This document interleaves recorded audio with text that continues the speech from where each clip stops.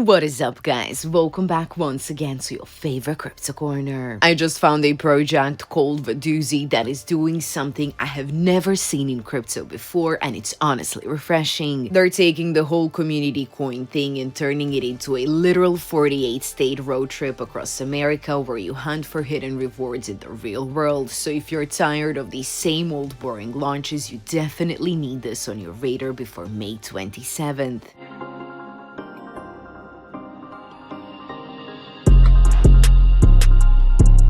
Alright guys, I'm back, so let's get into what Wadoozie actually is, because this is not your typical tech project. It's basically a massive real-world story happening on the blockchain. They call it a narrative-driven attention network. There is a character which is a returning signal who is literally on a tour bus right now, traveling through 48 states, activating one node at a time. You can actually go out and meet him, and to make it a game, they've hidden 576 signal fragments across the physical and digital world for us to find. They've also built a publishers network so creators get paid to help spread the mission, and the WADZ token is the native currency that ties the whole thing together. The goal here is to fix the drift, which is that feeling that the internet is broken and disconnected. Wadoozie is using this nationwide journey to prove that crypto can actually bring people together in the real world again. That being said, guys, let's talk about the math, because the tokenomics are actually super clean. There is a total supply of about 1 billion tokens, and as you can see, they originally minted 2 billion but burned half of them right at the start. One of the biggest green flags here is that 75% of the supply is locked in a liquidity pool governed by a DAO, so the community is in control. On top of that, there is a 0% buy and sell tax, the contract is renounced, and the team tokens are locked for a full year. They're launching with a market cap around $1.6 million,